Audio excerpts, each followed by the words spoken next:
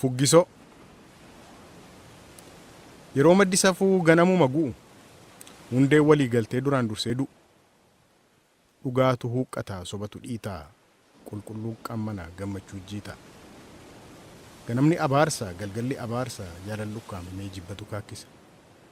Olootu fooricha himimsa garraamii budooma budaa garraamama. Jaarsi dargaggoomee daa'ima dullooma. Yakkamaa muudamaa qulqulluu yakkama. Silaa biyya baduuf ka'e fardatu leeyyee harreetu garmaama.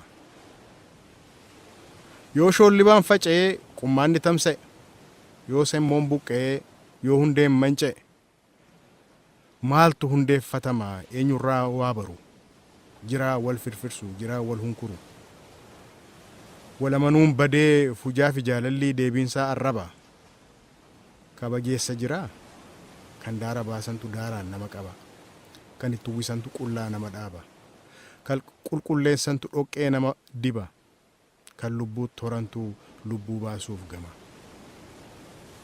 Jabana rakkinaa saree harkaan guddisan qarreffaan jaatamaa dubbittiin jedhamtu dhuguma.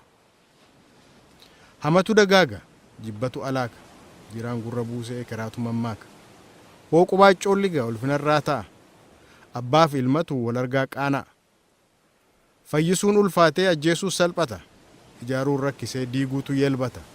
Ilmatu abbaadhaaf soba marxifata hangafaaf quxisuu waaqaaniin baannata.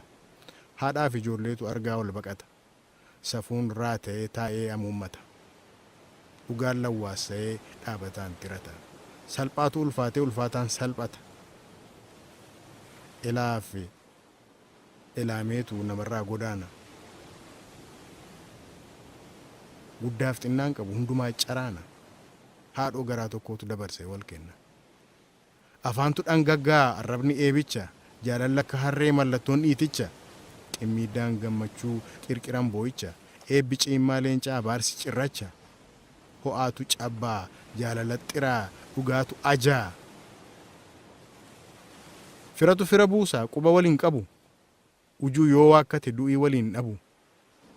Akka horii maraatee ofirra galagalee of nyaachuun dadhabu. Baatee amma goobanaatti guyyaa hunduu cagginoo torbaniin naanna'u jimaannis dafinoo sanbannis dafinoo. Obboroo dhalootaatu barii gurraachaa akka bifa cano. Firoomni caarigii jaalalli maxinoo. Obsa wal dondhoomu walganuu arjoomu. Ilmaan haadha tokko hangafaaf quxisuu doombii wal saamuutti haadha abidda buusu. Abidda buusanii wal loluu jalqabu ulee qixxeeffatu. Rifeensa qal'isu bishaan alanfatu. Tokko dura abiddaa baasnaa kaan lakkee abiddaan baasnu bishaanitti nanna. Tokko immoo bishaanitti nannu baala muranneetu abidda dhaamsina. Burraa karrayyuuti yaadi kan koo caalaa kan koon ta'u taanaan gorraa naqalaa foggaa baakee nyaatu attam kan koo didda ani yoon si dadhabe daboollee kadhadha. Rifeensa qal'isu bishaan alanfatu. Haata abidda keessa gubachaa jiraachuu tasa irraanfatu. Hundee walii galteetu eega kan koon taanee maaliif biyyoon nyaannee irratti hundeeffame jaalala gaangee irratti jaalala maseen waa malee seetanii dhugaan tabba ba'uu kan dadhabee argan.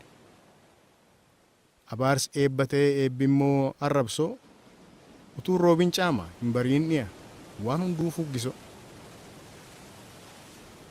Muddee 22 bara 1994.